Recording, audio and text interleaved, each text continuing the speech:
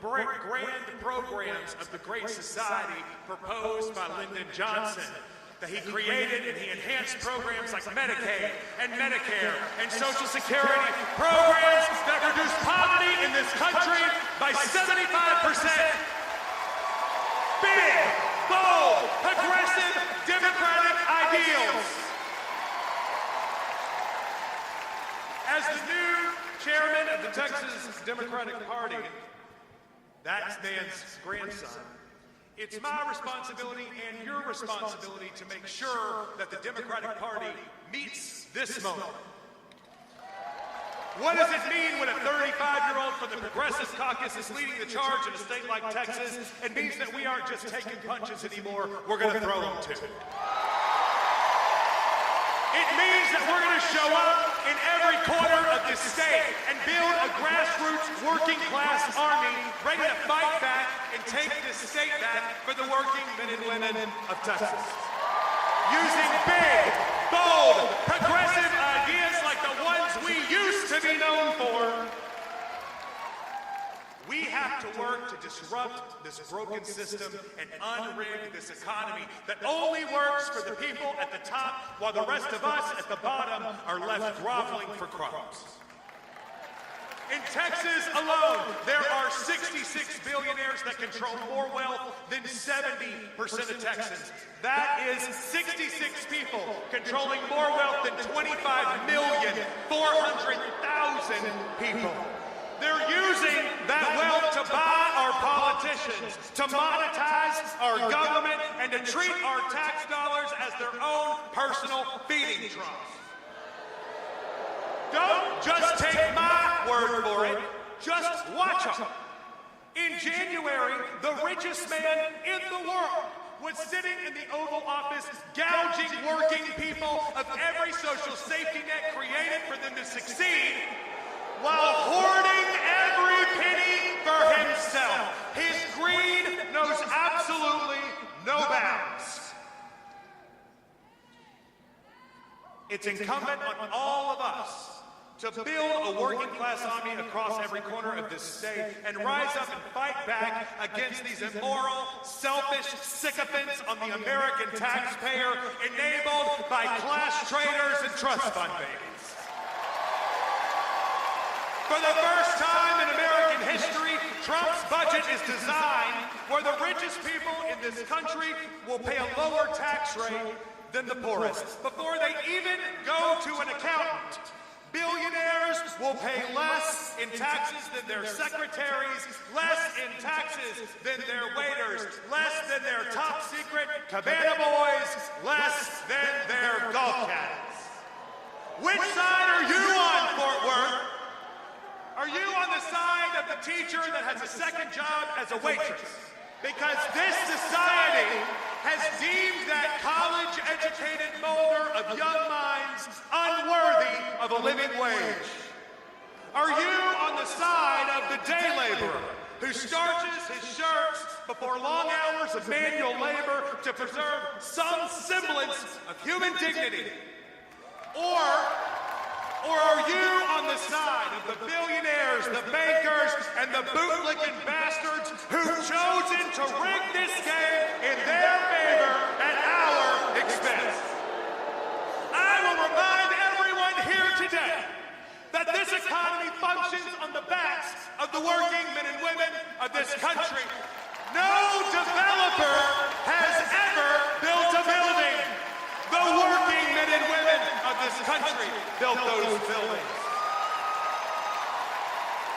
No banker has ever built a school, no politician, a bridge, or a road. It is the working men and women of this country with wild-eyed dreams of putting soccer cleats on their kids who deliver all of this exploited wealth to the people at the top.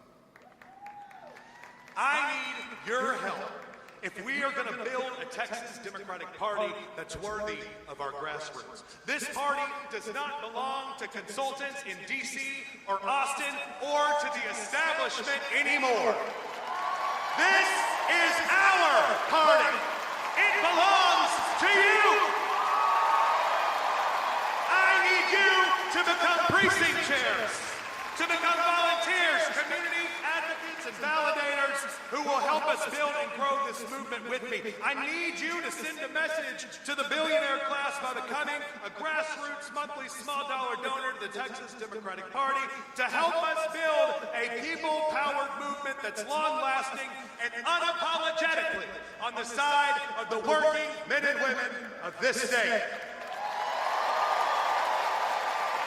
It's a new day in the Texas Democratic Party, and I can't wait to see the party that we all build together to meet this moment. Thank you, Fort Worth. Our next speaker that we have today is a man that needs no introduction in a conversation about people-powered movements. You already know who he is. Congressman Beto O'Rourke.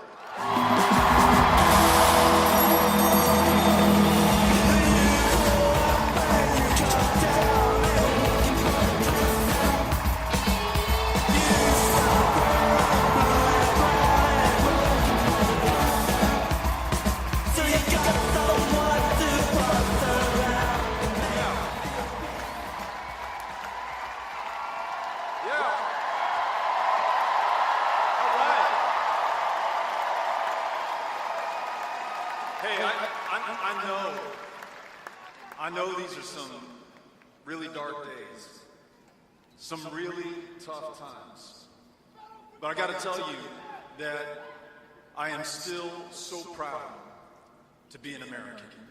I still think this is the greatest country on the face of the planet. I still believe what Lincoln said. We are the last best hope of Earth. And I know that every single generation preceding ours has served, has struggled, has sacrificed to bring us through to this day at this moment. And I will be damned if we're the generation that loses it. So I came here tonight, and you came here tonight because we love America, and we're gonna save America together. You with me? One of the things that sets us apart from so much of the rest of the world, and almost from the entirety of human history, is the rule of law. This foundational premise that all of us are created equal. And what flows from that is that we can all expect to be treated equally under the law. And to some degree, we still trust our government because that government is also bound by the rule of law. We can only be taxed when our elected representatives choose to tax us. I can only be stopped and detained and arrested and imprisoned if I've broken a law passed by those who've been democratically elected to make those laws in the first place. And I'm owed due process and constitutional protections before they send my ass to El Salvador. Am I right about that? And look, under the laws of this country, the only way we can make war on another country is if we, the American people, say so through our elected representatives in Congress. Ladies and gentlemen, this war that Donald Trump is waging in Iran today is an illegal war. It is an illegal war. And like all wars, we have no idea what is going to happen next. How many people we will kill. How many of our people will be killed. How many billions or trillions of dollars this will cost us over the years and decades that this war might take. And listen, folks, we still can't find the fucking money to help the veterans who've served in Iraq and Afghanistan and Vietnam, who put their lives on the line for this country. Have we learned nothing?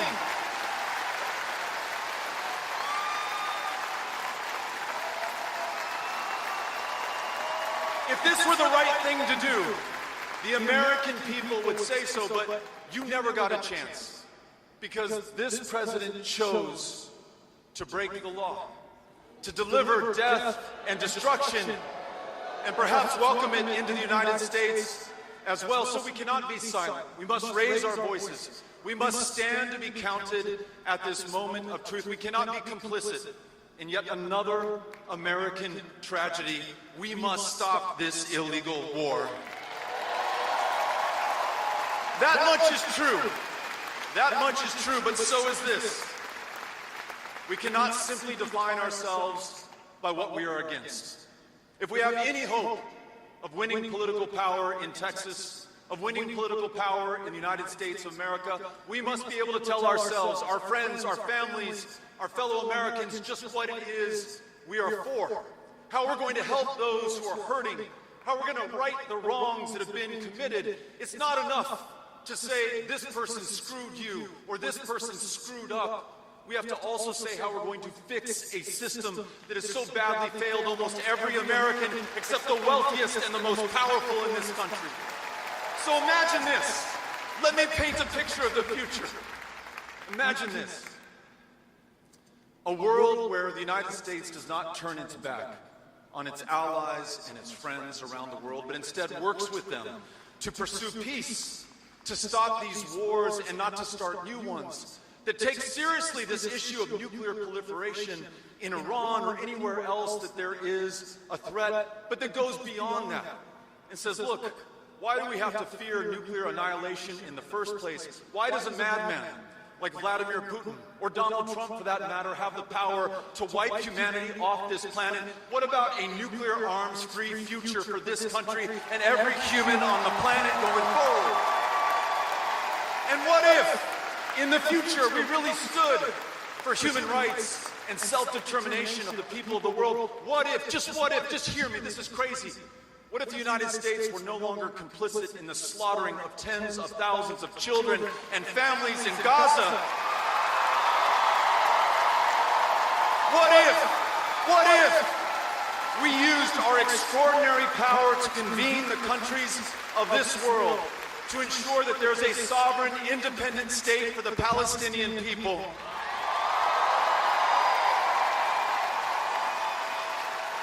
And that we work for the safety and the security of all in that region, Israelis, Palestinians, everyone. And what if we brought that same logic back home? And you no longer had to fear a plainclothes federal agent without a badge or without a warrant sweeping you off the streets to detain you, to send you to jail for life in El Salvador? And what if we followed that by rewriting our immigration laws in our own image, with our own values? If you want to come here and work and make this a better country, there should be a safe, legal, orderly path for you to do that. And listen, once and for all, we legalize dreamers. We legalize their parents. We legalize every working American who makes this country great, even greater as U.S. citizens.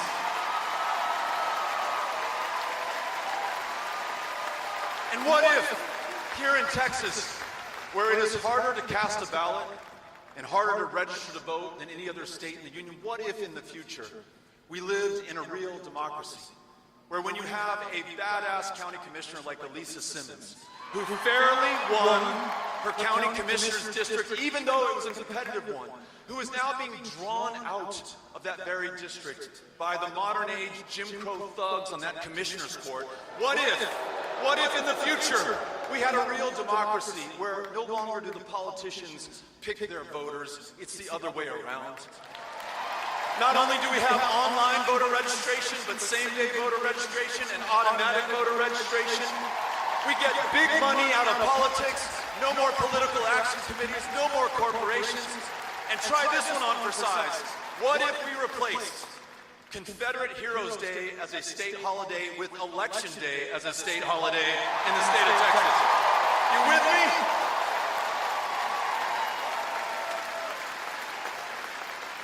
For all the teachers, the educators, the administrators, the people who make the future possible, imagine a Texas where you're not working 2 or 3 jobs to make ends meet, where you don't have a governor who's stealing whatever resources remain in your school to funnel them to private schools in this voucher scheme and scandal that he's foisted on this state.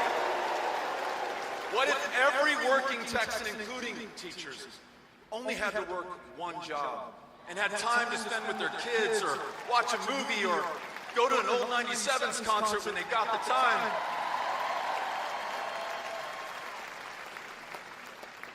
What if we stopped shoveling trillions of dollars to the wealthiest and most powerful in this country, and instead use it on things that we really need, building millions of homes for people who need it across Texas and across this country, trillions of dollars to fight and cure cancer, trillions of dollars to combat climate change so that our human species can survive generation after generation after generation. We have the resources, we have the power, but until now we have lacked the political will.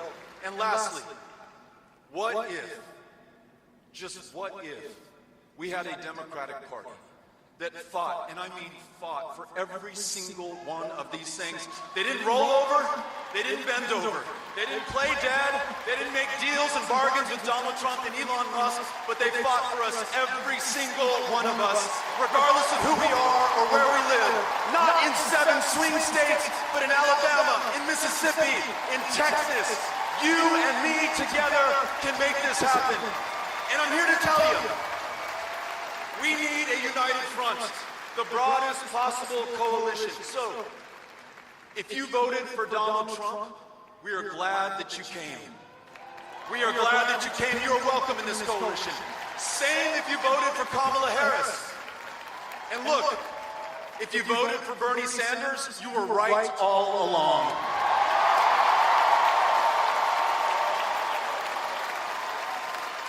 But to realize this future, we need action from all of us, and we need it right now. If you see a protest, please show up and join it. If you don't see one, start one on your own. This stuff is breaking through. It's changing public perception. It's applying political pressure on those in these positions of public trust, and we need more of it. If you haven't decided yet that you're going to run for office, make that decision now. Run for every single position on the ballot, every county in the state, all 254 of them. We got to keep the faith. We got to keep up the fight. We got to match this vision with the action necessary to see it through. Are you all with me? Are we together? Are we going to fight? Are we going to win? It is now my pleasure to introduce a man in whom this vision, ambitious and aspirational, meets a work ethic second to none, Congressman Greg Casar.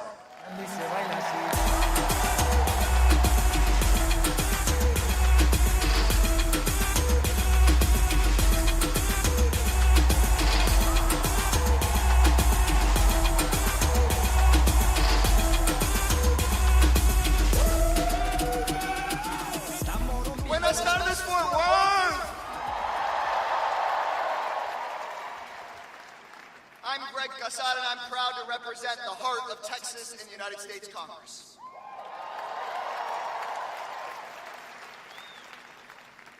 And before I give you all the speech that I had prepared for today, I want to say a few words about the news from last night that Donald Trump ordered strikes against Iran without authorization from Congress. Let me start out by clearly saying, under the United States Constitution, the President cannot go to war without a vote of Congress and without the consent of the American people right here in North Texas.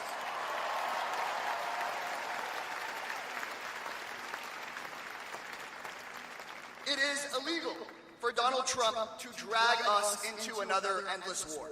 Congress must vote right now on a war powers resolution to make clear that no president can send us into another war in the Middle East. No new wars. No new wars.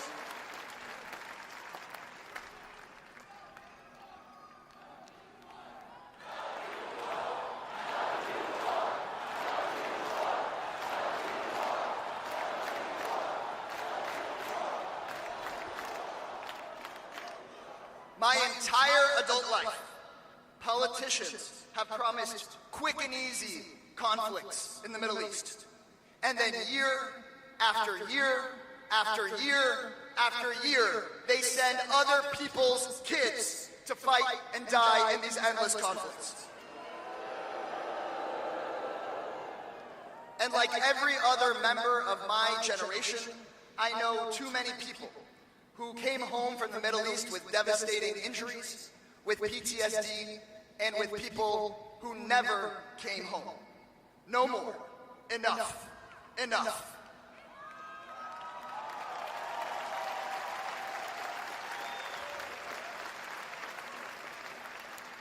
Fort Worth, Donald Trump promised peace and stability. He has no right to plunge us into another endless war.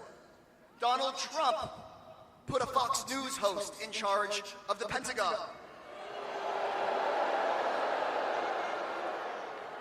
He has no right to put American lives at risk with his reckless approach. Donald Trump has fired thousands of people who care for our wounded veterans. He has no right to send more people into war who he will not care for when they come back. He has no right. No new wars. No new wars. No new wars. No new wars. No new wars. So Fort Worth, I am proud that we've welcomed back to our state someone who's always been a champion against reckless wars, Senator Bernie Sanders.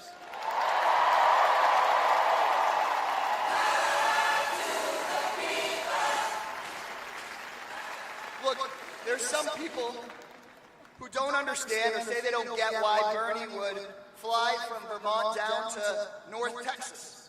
It's the kind of people who think that billionaires like Elon Musk have bought our state off for good. It's those kind of people who think that working Texans are so divided that we'll never take power back from the rich. People who think this is the best Texas can do. But we know better, don't we? We know better. Look, we're in a state where our president and our governor work for the billionaires rather than their own constituents. Is that the best we can do? A state where working people work overtime, 2-3 jobs, and can't afford the basics, but campaign donors keep on getting richer and richer off government contracts. Is that the best we can do? A state where every Republican we send to Congress campaigns saying they're going to work for us, and then they vote to kick millions of us off our health care to give billionaire tax cuts. Is that the best we can do? Anyone who thinks that's the best we can do does not know their Texas history. Texans won Juneteenth. Texans won Roe v. Wade.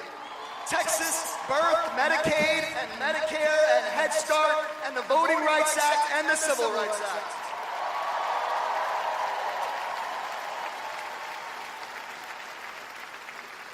And right here, right now, Texas can birth a new kind of Democratic Party that puts working class people first, kicks out corrupt politicians of every party, and saves our damn country. We can do that right here in Dallas-Fort Worth.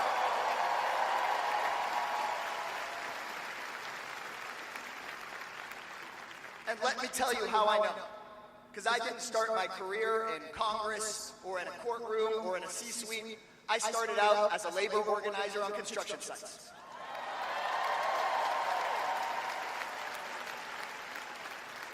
And you guys know a Texas construction site.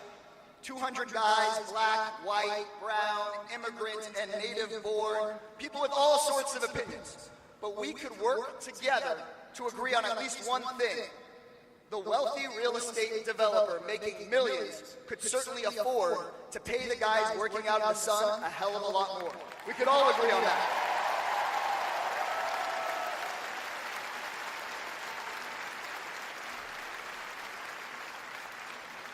But you know, sometimes we'd encounter one of those developers who didn't want to pay.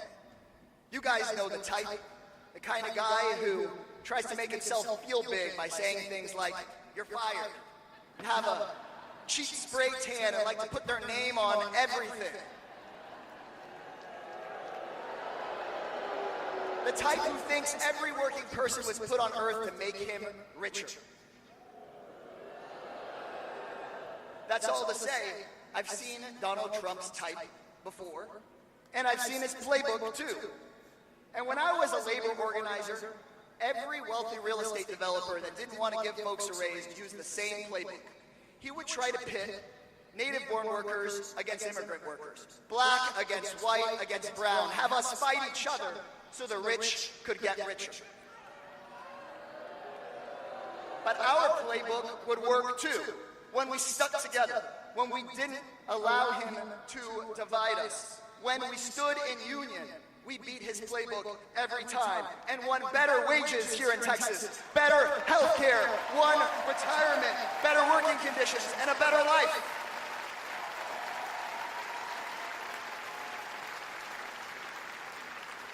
We won because there's nothing more powerful in American history than working people who refuse to be divided. And Fort Worth, that's how we're gonna win.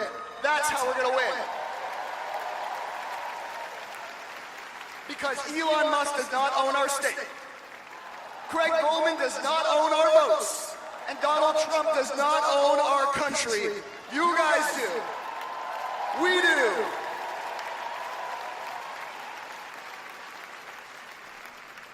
And it's never been more important for us to come together. Because as we speak, Trump and Craig Goldman and Ted Cruz and John Cornyn are trying to ram through a billionaire budget. You can understand this billionaire budget with just two facts. First, it is the biggest billionaire tax cut in American history. Second, it gets worse. It's paid for by the biggest cut in health care in American history. Here in Congressman Craig Goldman's district, it would kick 35,000 people off of their health care. Just right here alone. Think of that. 35,000 of your neighbors unable to go to a doctor because Craig Goldman's campaign contributors want a second yacht or a third private jet. That's not right. Is that right? We don't need a dictionary here in Texas to know what oligarchy is. It's what Republican puppet congresspeople do every day. They try to make sure the rich get richer while everybody else gets screwed. No more of that. And while they're robbing us blind, they're also ripping families apart and putting all of our rights at risk. We know it here in Texas. ICE showing up at schools and at churches.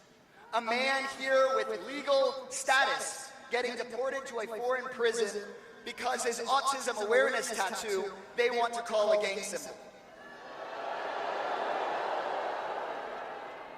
A 10-year-old Texan, U.S. citizen with brain cancer, deported away from her doctors because her parents are immigrants. That's not right. If you wake up afraid every day that someone that you love could be taken away from you on their way to work or on their way to school for no damn reason, I want you to know that I hear you, I see you, and we're going to fight like hell for you.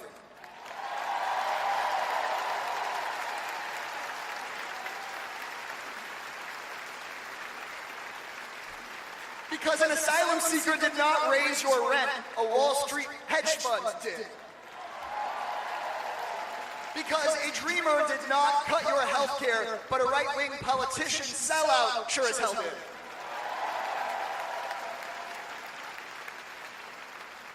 Fort Worth, we've got to make it stop. And that's where we all come in. Sure, Senator Sanders will do more than his fair share. Beto O'Rourke will do more than his fair share. We'll do what we can. But we need everybody here in this fight. Because you see, in Texas, everybody that's not a billionaire is getting screwed by their Republican congresspeople right now.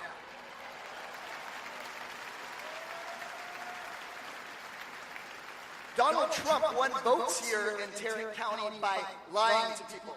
And our job is to go talk to everyone that feels betrayed by him. So I want to say, If you are here and you voted for Donald Trump, but you're fed up with his billionaire first policies, you are welcome here, and thank you for being here tonight.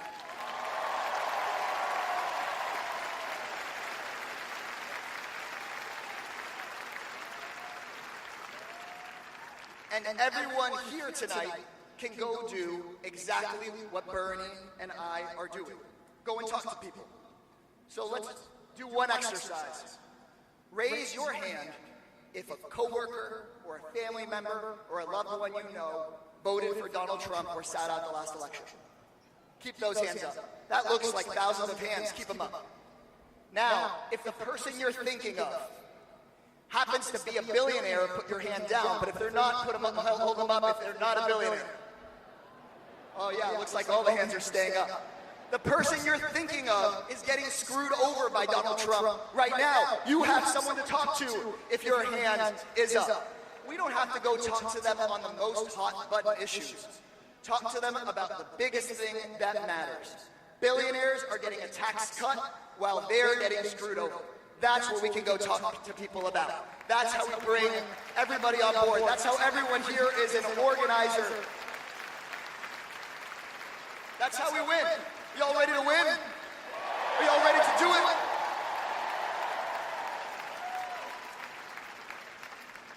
Now here comes the last part of my speech, and I think in some ways the most important. After we defeat Craig Goldman and Greg Abbott and John Cornyn and Ken Paxton, after we're done with that important business, after we're done with that, the Democratic Party cannot leave behind working class people in Fort Worth ever again. Ever again.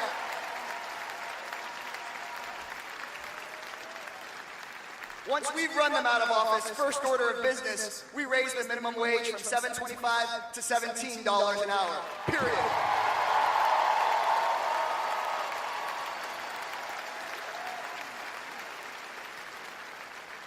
Second order of business, we raise taxes on billionaires to cut housing costs, to cut the cost of health care, to cut the cost of child care. And we invest in great jobs and great schools right here in North Texas.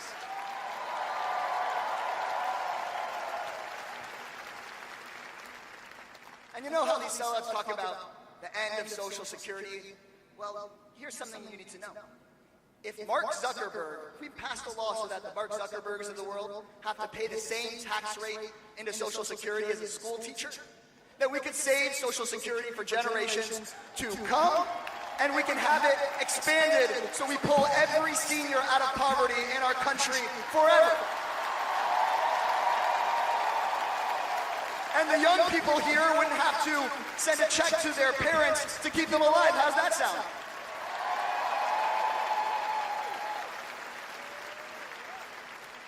And now another radical idea. Instead of politicians getting elected to pick on gay Americans or immigrants or women, how about we expand people's rights? What if we give everyone the right to reproductive freedom?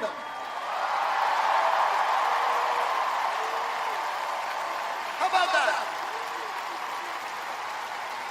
Everybody the right to time off to raise their kids.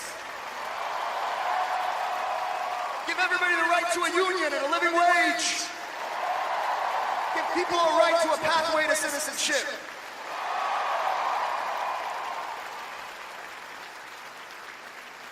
And here's how we make it all stick, which is we have to be different than the Democratic Party of the past by doing this: getting big money out of politics.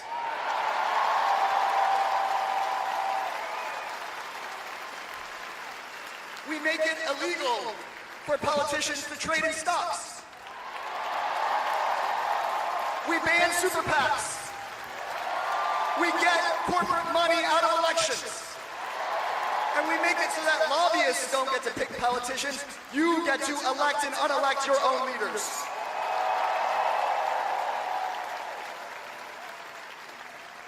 It's not going to be easy. People are going to tell you to give up. But there's one man who's never given up. He's been consistent year after year after year. He's never given up on that long road. It's my deep honor to bring up a man who has been paving this road for all of us, who saw the need to take on the billionaires before they were running Trump's cabinet meetings. He's our champion for working people, our champion against the cruelty and the corruption, our champion and warrior for peace, Senator Bernie Sanders.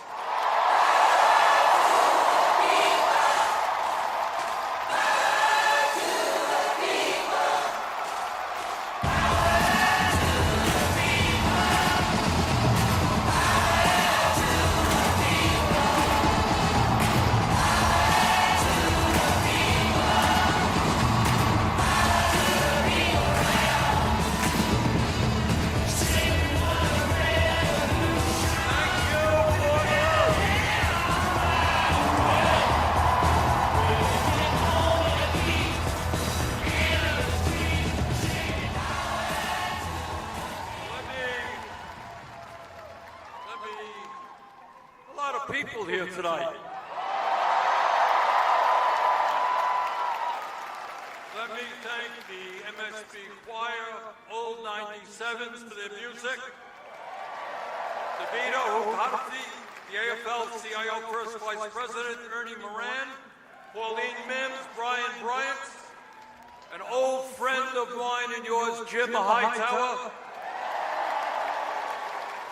Kendall Scudder, Beto O'Rourke, and the great leader of the Progressive Caucus in Congress, Greg Casale.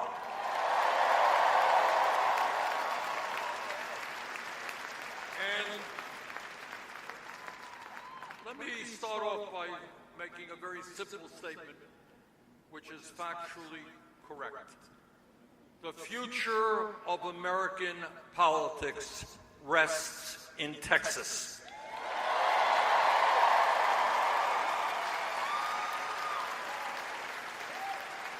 As goes Texas, so goes America.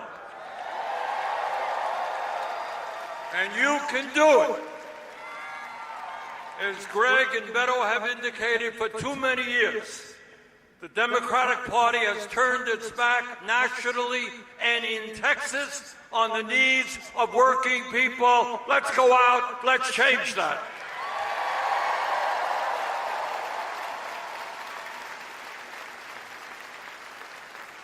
Now, this event is part of our Fighting Oligarchy tour.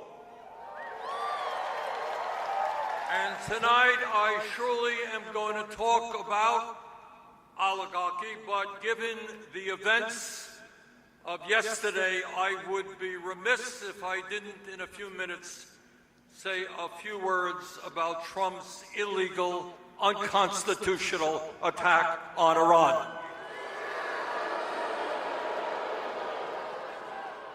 But before I get there, let me say something about where I see our nation today. And what I'm going to tell you is not something you're going to see in the corporate media, and it's certainly not something that you're going to hear talked about very much on the floors of Congress.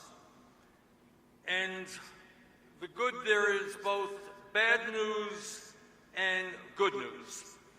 And the bad news is that, in my view, our country today faces more serious crises than we have ever faced in the modern history of our country. I wish I could tell you, especially for the young people, to tell you that that is not the case, but it is. And what's even making it worse is that we have a president who almost every single day goes out of his way to undermine our values and the needs of working families. But here is the good news. The American people are standing up and they are fighting back.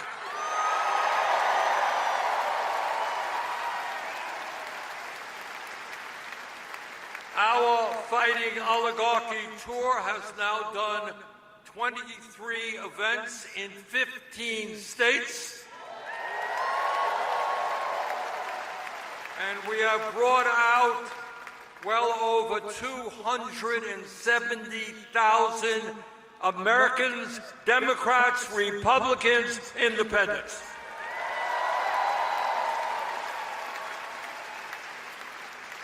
And just last Saturday, as all of you will recall, there were No Kings rallies in every state in this country.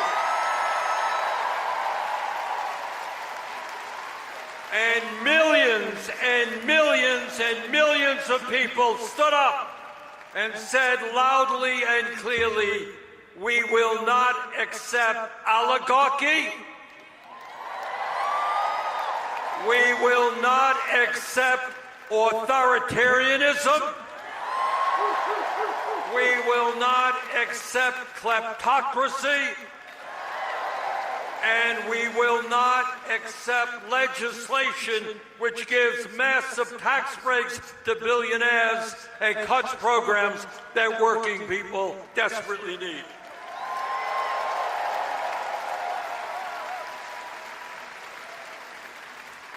Let me cut right to the chase, and that is that right now, in America, we are living in an oligarchic form of society, and our democracy is being undermined. Never before in the history of our country have so few people had so much wealth and so much power, economic power and political power, and together we're going to change that reality.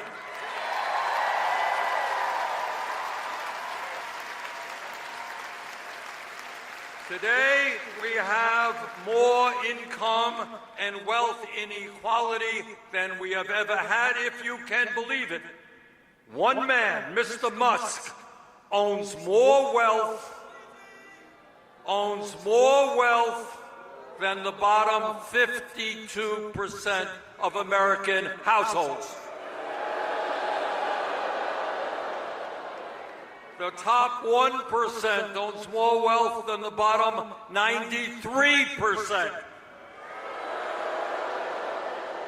CEOs of large corporations now make 350 times what their workers make. Brothers and sisters, that is not what America is supposed to be about.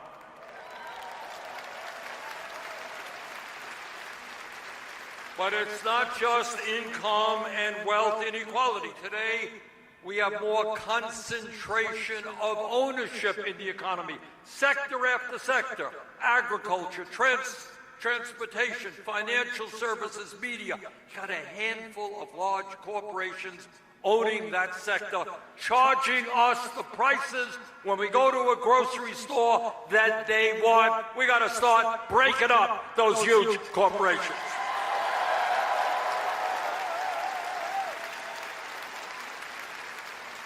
Bottom line is that today the people on top have never ever had it so good. But it's not just economic power. It is something that we absolutely do not talk about enough. Greg touched on it, Beto touched on it, and that is what political power, what kind of political power the billionaire class has. Look, democracy ain't complicated. It's a very simple form of government. You get a vote, you get a vote, I get a vote. Majority wins the damn election.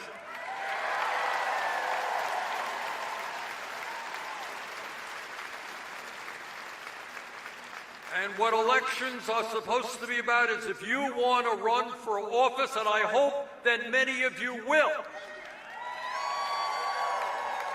but if you want to run for office, you should not have to go begging to some bloody billionaire for campaign funding so that you can win an election.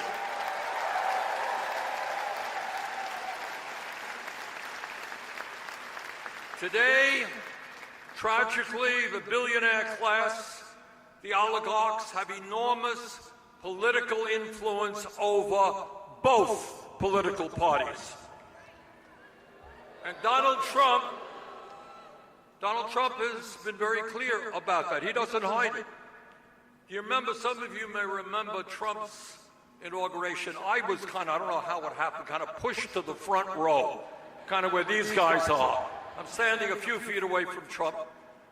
If you will recall, right behind him, in plain vision for the world to see, were the three wealthiest people in our country. Remember that? Mr. Musk, Mr. Bezos. He'll be offended. He's doing a $20 million wedding in Venice today. And he got there in his $500 million yacht. Oh, my goodness. And Mr. Zuckerberg was there, too. But that's not all. Behind those three guys were 13 other billionaires who Trump had nominated to run major federal agencies. Now, one should remember what you learned in the 6th grade. All right, think back. 6th grade, civics, American history. You remember Abraham Lincoln at Gettysburg. Remember that? So Lincoln goes to Gettysburg a few days after this horrible battle where thousands and thousands of soldiers died to end the abomination of slavery. Okay? So Lincoln goes there and he's on the battlefield. And he looks around him and he says in so many words, "Those brave men did not die in vain. They died so that we can establish in our country a government of the people." That is what we believe in, and we're not going to let Trump take that away from us.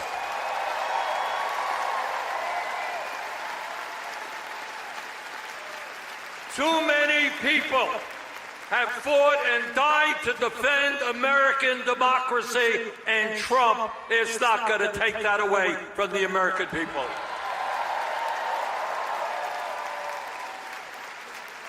But let me tell you how money in politics works, because it's not talked about terribly much in both parties.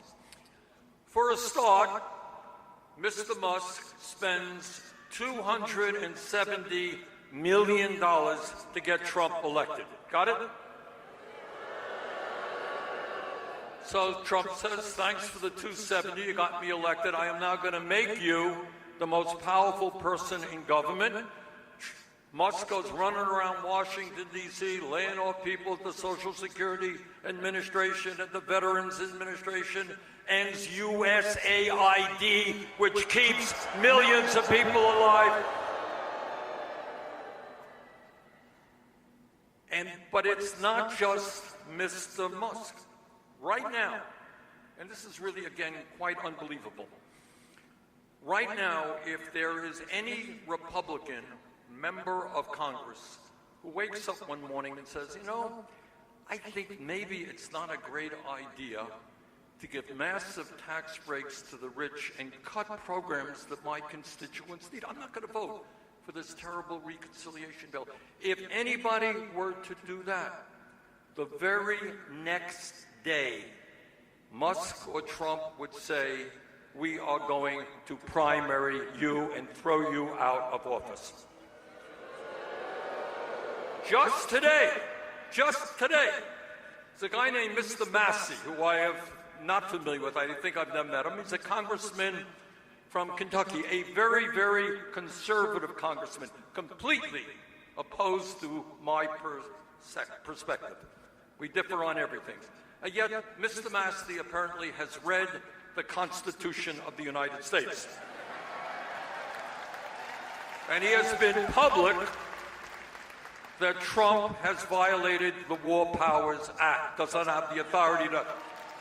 And just today, for his crime of defending the Constitution, Trump announced that they are going to primary Mr. Massey. In other words, You know, there was a time, and I'm old enough to tell you this to be true, there were independent members of Congress. They stood up and they said, look, I'm here to represent my constituents. This is what I believe. You don't like it, tough luck. But that is not the Republican Party today. If you stand up in any way to Trump or Musk, they are going to try to defeat you politically. But I wish I could tell you it's just the Republican Party. It is not. All right, now let me tell you something else. In my view, what the Netanyahu government in Israel is doing is absolutely horrific.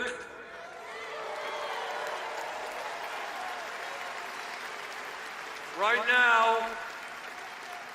now, what they are doing is literally starving Palestinian children in Gaza. And I brought forth two very simple resolutions, which said basically, given the fact that the Netanyahu government is breaking international and American law, we should not provide them with one nickel more in U.S. military aid.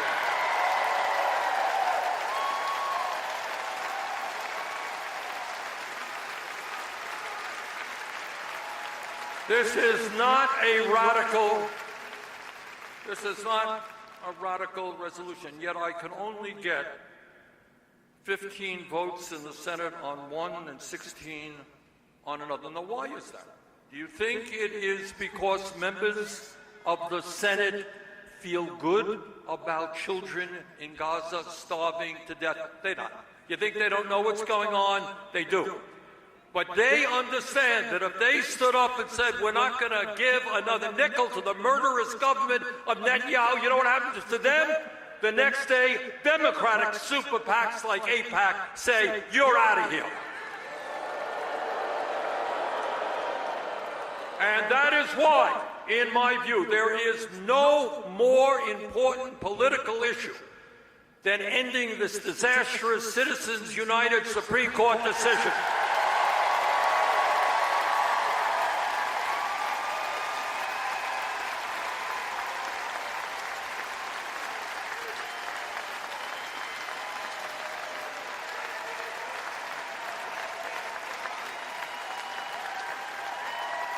It is not complicated.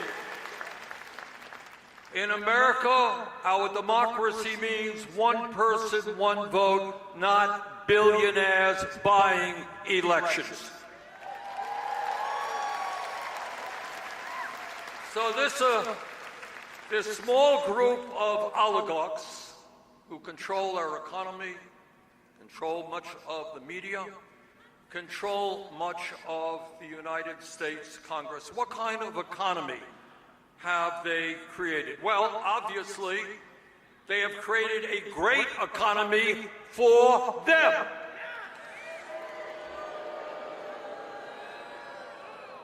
The truth is, the people on top today have never, ever had it so good in the history of our country.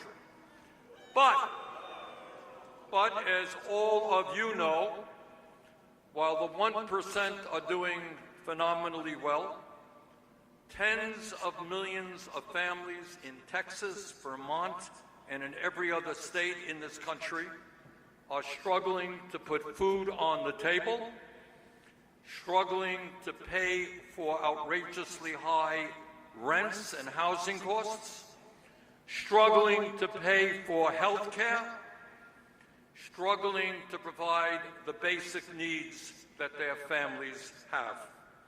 And here is again a reality that we don't talk about very much.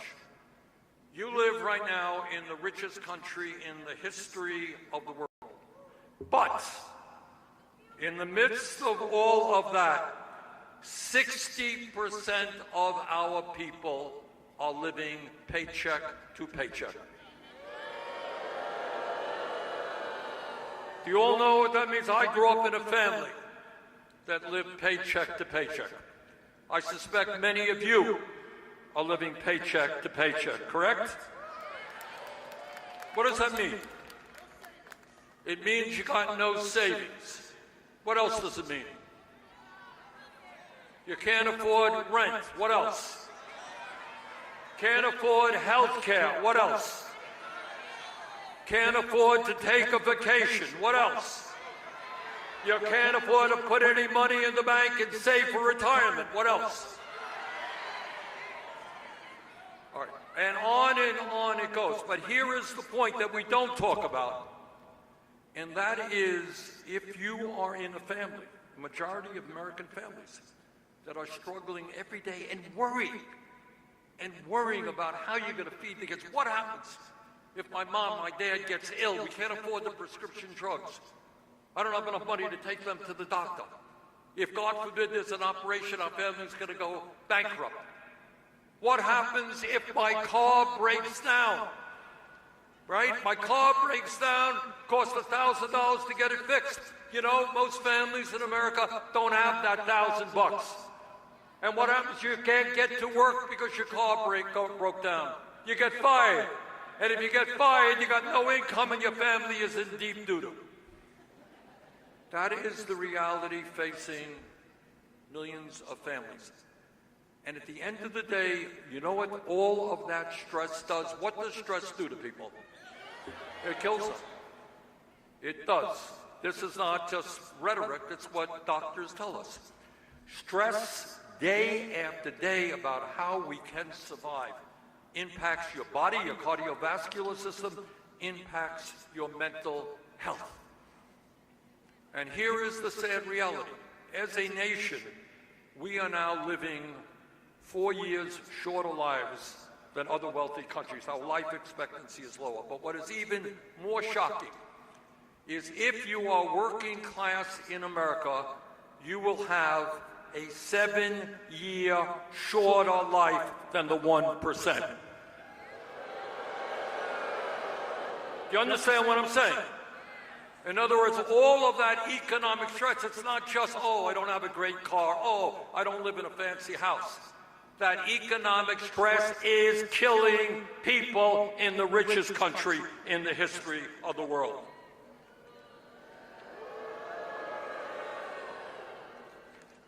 Today in America, half of older workers have nothing in the bank as they face retirement. You got that? People have worked their entire lives. 60, 65, they got nothing in the bank. 22% of our seniors are trying to get by on $15,000 a year or less. 85 million Americans are uninsured or underinsured. We have the highest rate of childhood poverty of almost any major country. 800,000 Americans sleep out on the streets, and 20 million families spend half of their income on housing. Millions of kids can't afford to fulfill their dream of a higher education. Brothers and sisters, this is America. This is the wealthiest country in the world. We must not allow that to continue happening.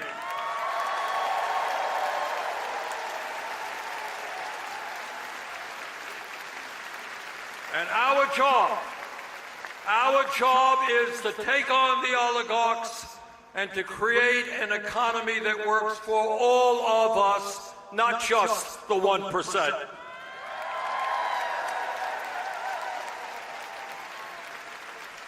And as bad as all of that is, if you can believe it, what Republicans and Trump are proposing right now is a reconciliation bill, Trump's big, beautiful bill. This bill would give $650 billion in tax breaks to the 1%, $400 billion to large corporations in tax breaks, and to pay for it, they're going to make massive cuts in Medicaid, nutrition, and education. You know, I don't know how people could sleep at night by voting for a bill which gives $200 billion in tax breaks to the top 0.2%, and then takes food, literally, out of the mouths of hungry kids. This is immoral, and this is disgraceful.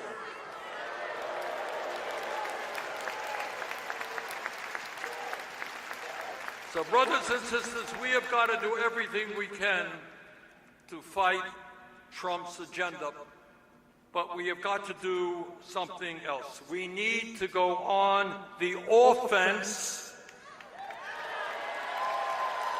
and offer an alternative vision for this country as to where we want America to go. And at the top of that agenda at this moment is to say no to the Netanyahu-Trump war in Iran.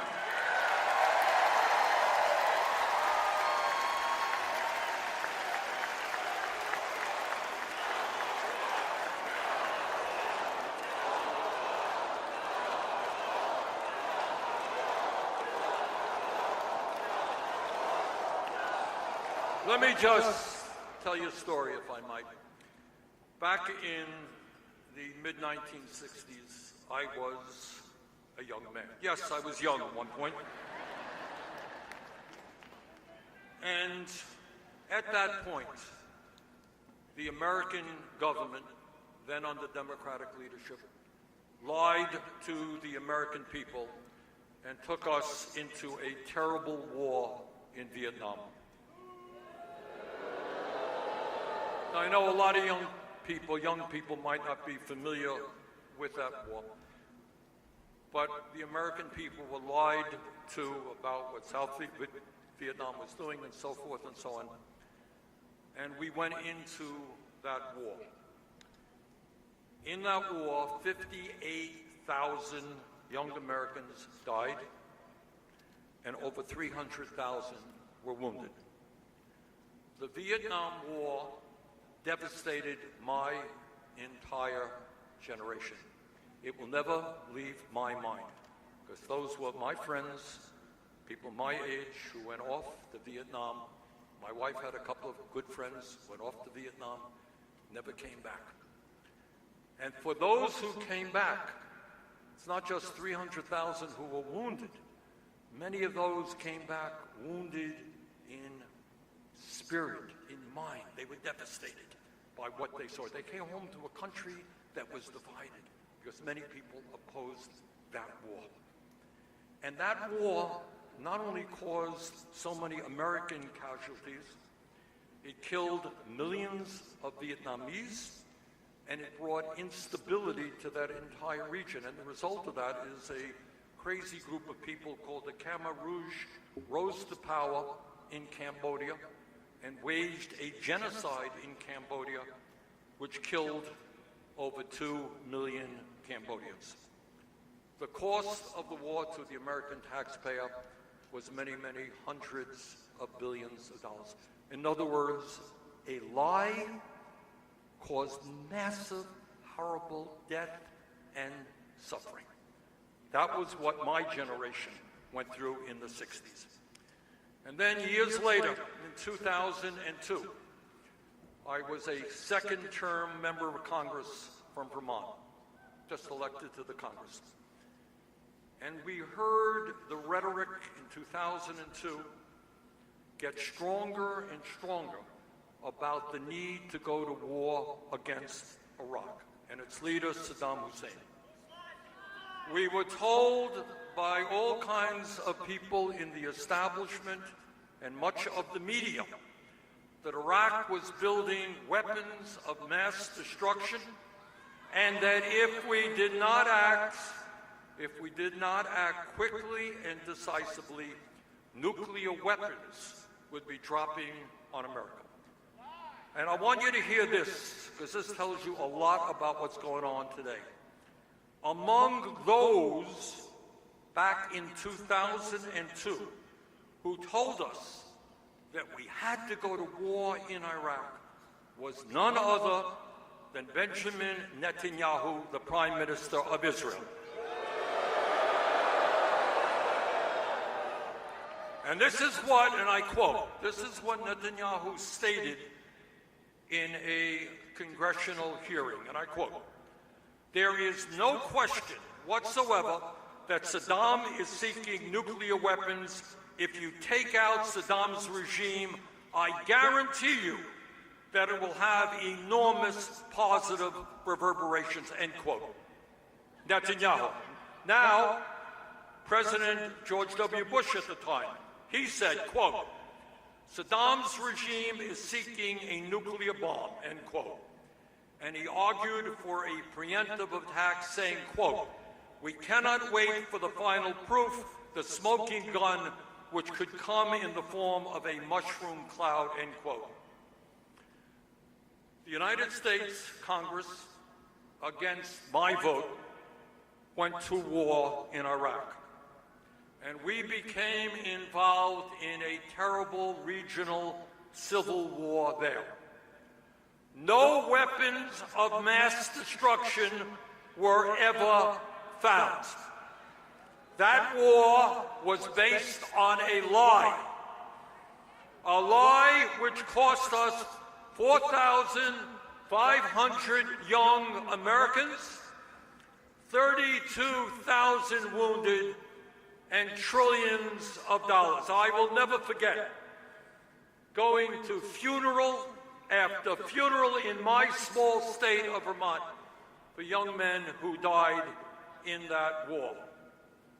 As a result of the war, the entire region was destabilized. Hundreds of thousands of Iraqis also died in that war. A few months ago, in terms of what's going on right now, Trump's own director of national intelligence told Congress, this is his national director of intelligence, said, quote, the intelligence community continues to assess that Iran is not building a nuclear weapon, and Supreme Leader Khamenei has not authorized the nuclear weapons program he suspended in 2003, end quote. The Netanyahu government of Israel started this war with an unprovoked attack against Iran. This is the same government that is currently starving and shooting down innocent people in Gaza. Brothers and sisters, we cannot allow history to repeat itself. The United States faces enormous problems here at home. We should be spending our money and our manpower rebuilding America, not going into a war against Iran.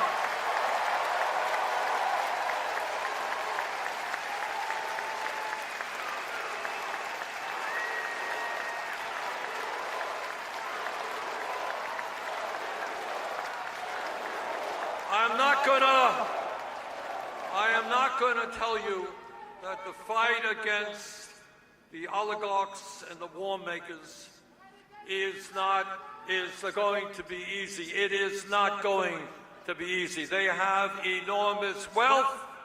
They have enormous power. They control much of the media. But this is what I do know. The American people do not want a government of billionaires. They want health care as a human right. They don't want tax breaks for oligarchs. They want the rich to start paying their fair share of taxes. They don't want a war with Iran. They want to invest in our own people. Now, Trump and other demagogues gain power by dividing us up by the color of our skin or where we were born or what our religion might be. Brothers and sisters, let us not allow them to divide us up. Let us stand together. Let's take them on. Let's transform this country. Thank you all very much.